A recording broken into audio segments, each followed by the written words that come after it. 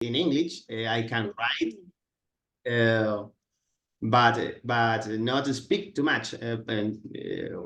Please excuse me, but I will must to read some parts of my exposition.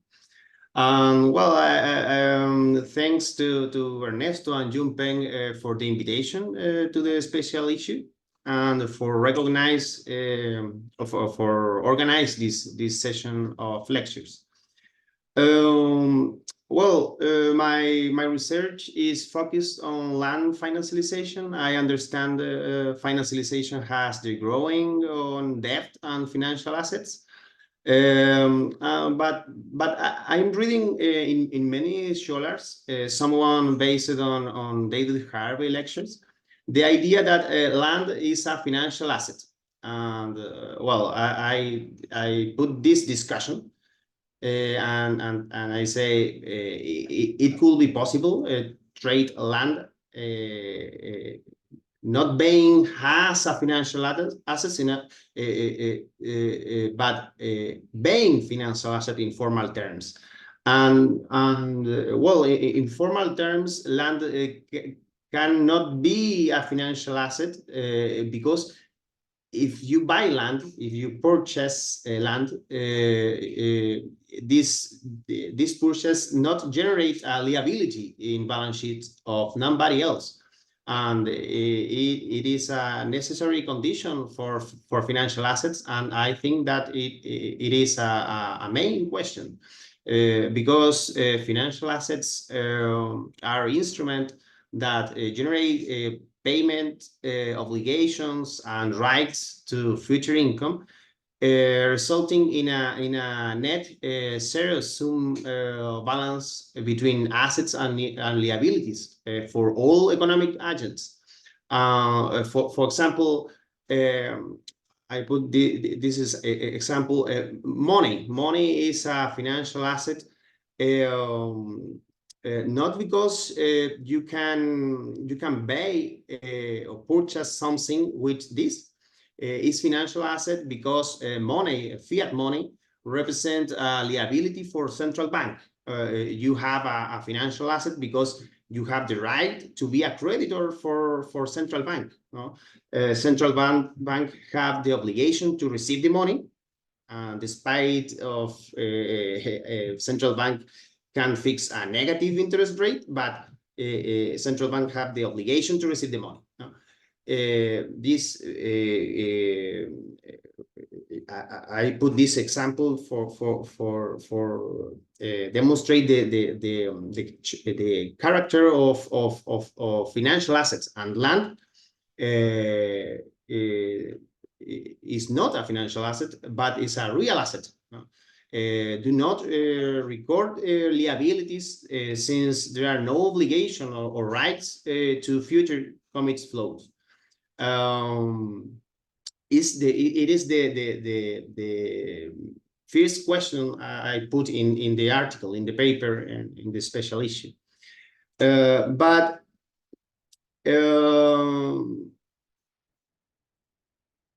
in despite land cannot be a financial asset in formal terms, there are some evidence that land is one of the most important real assets underlying the financialization of modern economy.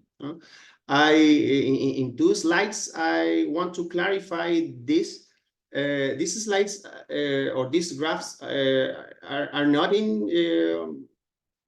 included in the paper, but in the introduction I put the content and strip these dates, but without the graph. First one, international housing price index have growing more than consumer price index since 19, and it has been linked with growing in mortgage debt have proportion to total banks credit to private sector.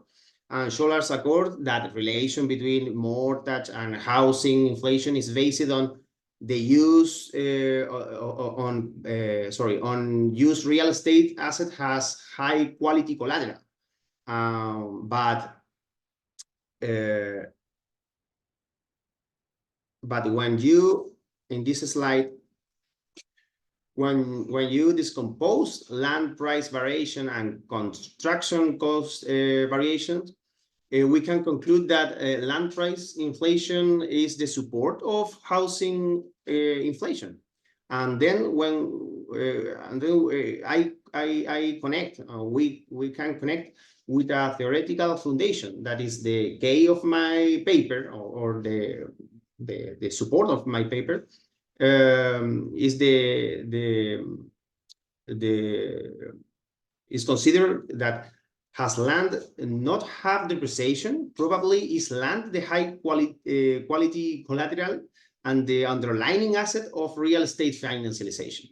Is the focus on land, because land not depreciate is central to understand the financialization of real estate and moreover in financialization in the real economy in general.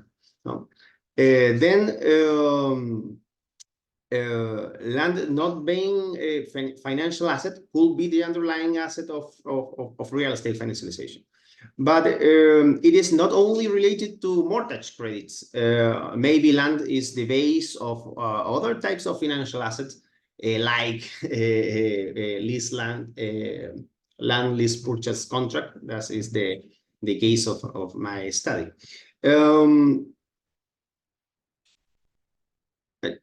I see. Well, here we go. When I began to research on land financialization in Santiago de Chile, I find something very amazing for me. In formal terms, the main sector that purchase land is financial sector. I mean, not using land as a collateral or financial asset, but using trade land has a real asset, directly buying land property, the asset, buying directly the asset. In other papers, I worked in profuse description of this, but now in this paper, the special issue, I want to explain why financial sector purchase land and other real estate assets, if considering that their business is trading with financial asset or provide financial service. Naturally, a financial sector is based on liquidity preference. While why financial sector prefer invest directly in real estate and land assets. Obviously, many investment funds purchase land in all countries and regions, but banks or insurance companies that are based on provide financial service to their customers, why they buy directly land, no, and in massive or general terms. Okay, and with this statement, my research question is why do financial sector acquire real estate assets if their business is trading financial assets? And looking or my first empirical finding is that insurers and banks buy land with a lease purchase contract in which property of land remain in financial balance sheet, and financial entities charge an interest rate to their customers, mainly real estate developers. But developers get the option to purchase the land And for this, financial entities charge a risk premium associated with the probability of to reject this option. And the graph, the box 2, is showing the leasing participation in real estate of main insurance companies in Santiago between the period here. And well, for explaining that, I have to construct a theoretical foundations based on option theory. And for option theory, has land does not depreciate, therefore ownership does not represent an obligation, but rather an option to build. If one decides to sell the land or make an irreversible investment in structures, buildings, for example, it is possible that a suboptimal decision is being made when it's the condition that interest rate is lower than the growing in the rate of the rents. Okay, and in this sense, land retentions and land hoarding can be understood as a way of valuing the option to execute an investment project whenever it is considered that this is irreversible. No? And from this theoretical perspective, the landowner has a real option to build, which can be valued and traded in the market. Okay. But to understand option theory applied to vacant land, I had to formalize the classical models to pricing vacant land as an asset without flux of rents. The equations presented here and in the paper are only for explain how we can pricing vacant plots that are reserved for long periods without flux of rents. No? But the classical models they are exposed in the 4 equations presented here are based on deterministic assumption, not under uncertainty context. Meanwhile, the option theory is applied precisely to uncertainty context. No? For that, I put this example, and it is also I don't include this in the paper, but I think that I believe that it could support the explanation. For example, in these graphs, you can see 2 residential uses that have the same net present value in the equations. In the equations and in these equations in the 4, 3 and 4, you have a net present value with entering income and specifications, but it's a net present value. But if you see two residential uses with the same net present value, and one of them is, for example, low residential, paying $50 per square meters and required land in 10 years later, and another high residential paying $100 but requiring land in at 20 years. With the recent equation, we cannot choose between we cannot choose because we are in an equilibrium position. But in option theory, we can choose the high residential because it's longer the period of time, and therefore there are more probability to get new options under uncertainty context. No? If these options are worse, there are no obligation to keep it. No? But if it's better, we can do it. No? It's logical. Therefore, if the cities are with too much change in land use regulations and all type of urban change, as long as it is not reversible, this uncertainty is a good reason for hoard and reserve land and make land banking. And while land is waiting for the use that is more distant in time, could be a opportunity related to for example, commercial use, like is showing in this second graph. The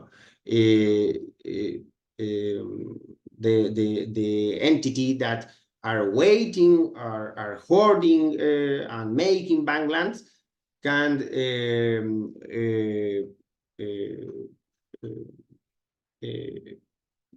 maximizing their profit if this risky and low probability use appear in the period of the entity retain the land.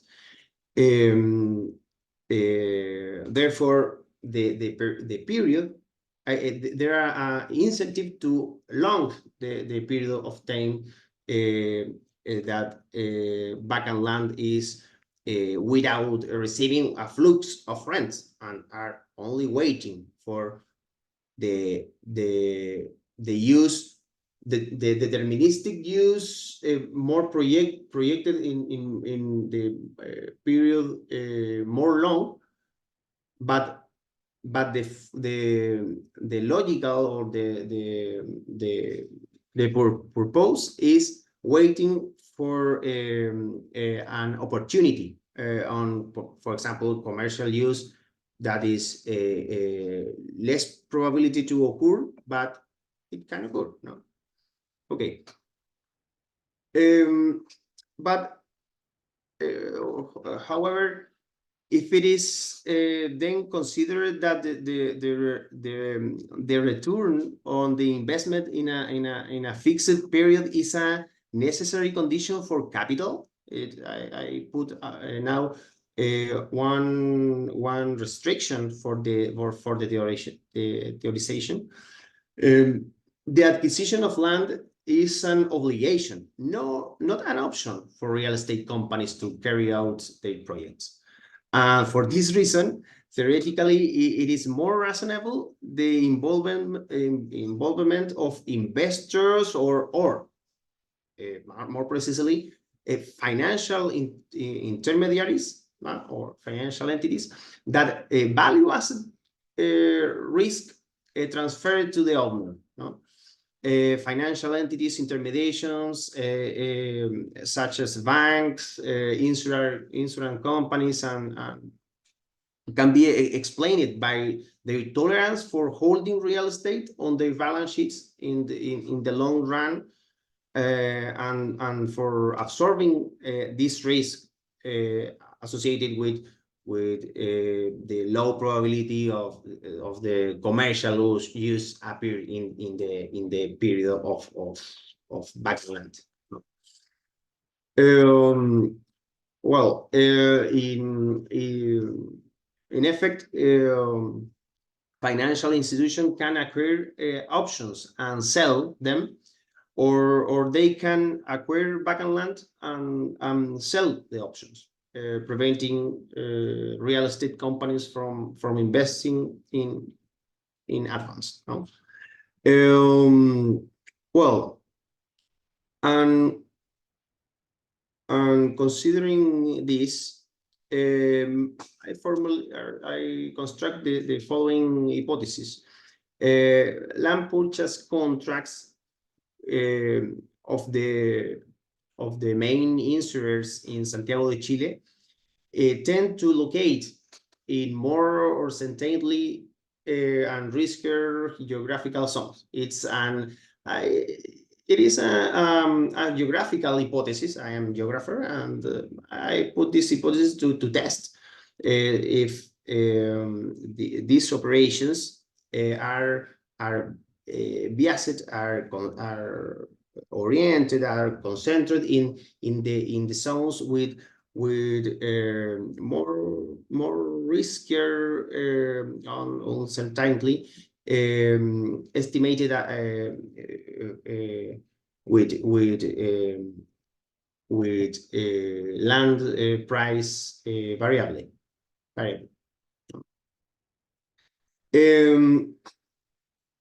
And according with this to this hypothesis, I began to localize the real estate acquisitions of insurers in Santiago, of main insurers, and particularly with the land lease contracts to confirm if these are concentrated with some statistical basis in zones with more or certainly in terms of the price of land. Okay, and to face with this, I had to construct a data panel based on 206 geographical intra-urban zones for 80 quarters, and then calculate the rate of variation in land price and the standard deviation in this rate. The first one to estimate the growth in price, and second one like a proxy variable to risk and uncertainty in land price.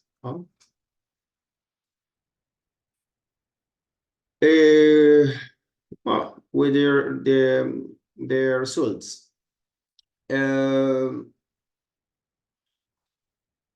The obtained results indicate that lease contracts, land lease contracts, are located in areas with price increase and positive variation and deviation greater than Santiago's means, the means of Santiago. However, it is important to note that the location of leasing operations or land lease portion operations, the location bias, the location toward areas with a high increase in land value and high deviation in land price is notably more significant at 80 quarters or 20 years than at 40 quarters or 10 years. No, in fact, the residual value put in the box 3, okay, is not significant in the land price increase of areas evaluated at 40 quarters, while this result is highly significant in the evaluation of these areas at 80 quarters. See you in box 3. It's important to put that or clarify that the magnitude of the result is put in box 3, where all values are rates to 100%, and therefore are not standardized values. Okay.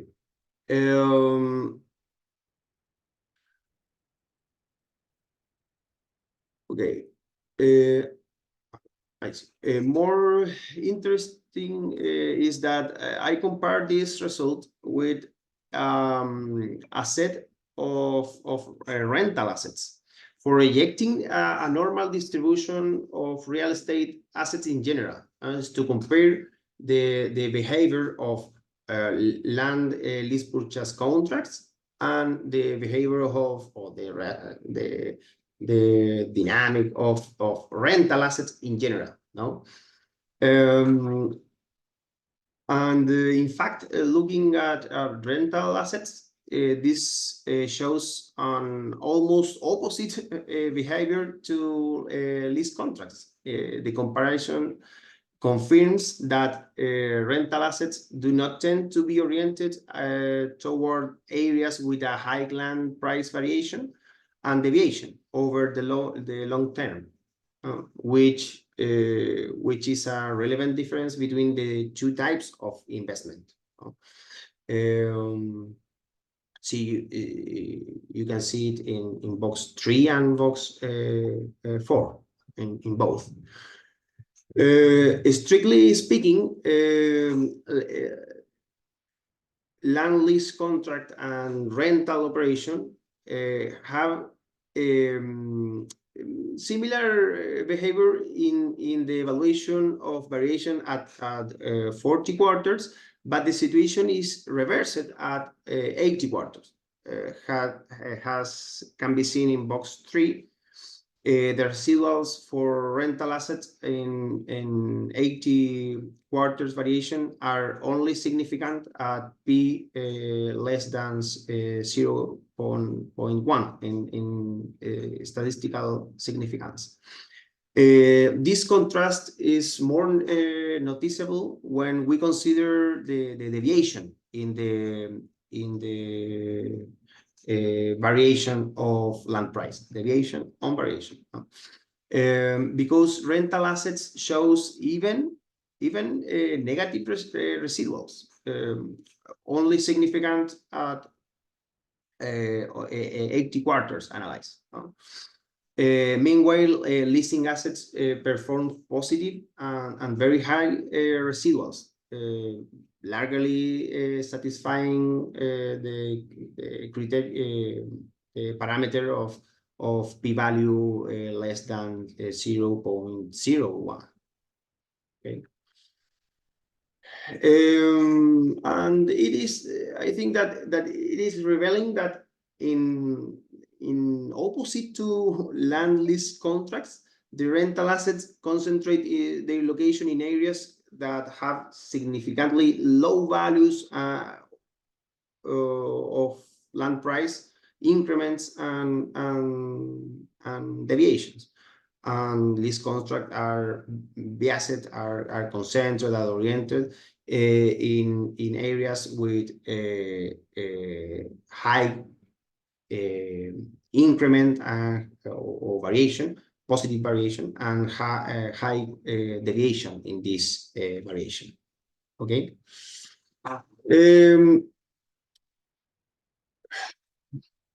Later, and for the last, is the last exercise that I do and I show in the paper. Considering that usually land price variable don't have a normal distribution in strictly sense, it was decided to complement the analysis with a non-parametrical test to estimate the probability that the areas where the leasing operation are located have a significantly higher values and deviation and variation. And for this purpose, I applied a feature exact test, which estimate the probability of association between categorical variables according to possible combination between the values of these variables. Unlike the chi-square test, for example, it does not require the assumption of a relationship between the size the size of the residuals and the probability of occurrence. And for this reason, this test, the feature test, is efficient for working with data that do not have a normal distribution, for example, land prices. But at the same time, it is not efficient for extrapolating the results to larger population. It's only to the set, the data set that we have. And the results that I showing here is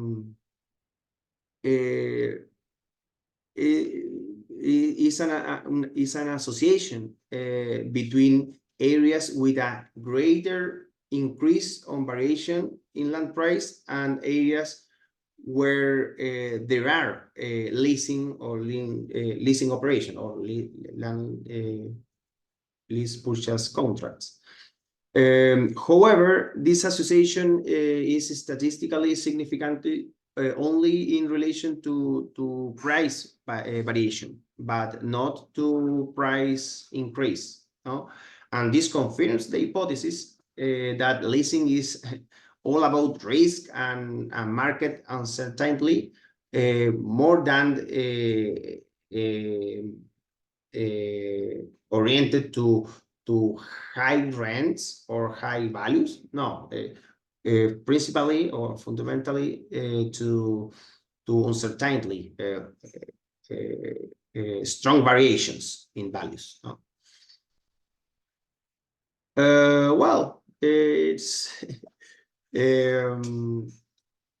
don't know. Also, I have to say that this test the feature did not allow us to conclude that this association is stronger at 80 quarters than 40 quarters, since the result was almost similar for both time horizon. You see in this graph, in box 6A and 6B. No? And well, for conclusions, this paper claims that investment in vacant lands does not necessarily constitute financialization. I propose to conceptualize financialization of land and real estate based on the various ways that in real estate is subsumed or underlying the other financial assets, has exemplified by land purchase contract in Santiago, Chile is one example. There are others, and mortgage credits is the most common in all countries. As a whole, companies transfer part of the risk to the land asset, to the financial sector, assuming that its value grows over time, but an undetermined rate. No? And for this reason, this work has demonstrated that empirically, insurance companies in Santiago tend to locate their contracts in geographical areas with greater land price variation and deviation. And the last conclusion, the financial sector, insurance, I research in this case, but also banks charge a risk premium over the interest rate, but without necessarily obtaining any capital gains from the resale of property. And it is an interesting point of view for public policy and land value capture and so on. When land is retained, is holding by an insurer or by a bank, and the land price growing too much, the developer execute the option, and the benefits goes to the developer, not to the financial. And if, for example, if the insurers hold the land and put some negative externality, no? That put values go negative, the developer reject the option, and financial institution stay with the asset. The value is with a low value, and in this case, in all cases, banks and insurers and financial institutions absorb the risk, you know, and developers and real estate in general always win. It's win-win for them, but it have a cost. This cost is pay a considerable risk premium. The rates that pay the developers to financial assets, financial institutions for holding the land and maintain the option is between 10 or 12% annual rates, and it's the cost for maintain the option, to execute the option, the option, and get the land when they need it, and reject the option when they prefer another location. And in synthesis, for finalize the exposition, the land market in Santiago de Chile, we can see it like an option market of plots.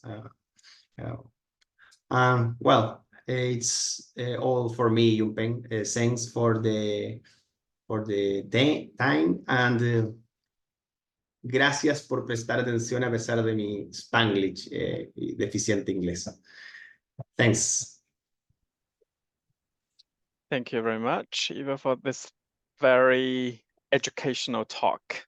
I don't understand the context nor the very sophisticated option theory, but I do find the conclusion quite interesting, and I have a few questions, but I will reserve my questions and let Ernesto, an expert in this local context, to share some of his thoughts first.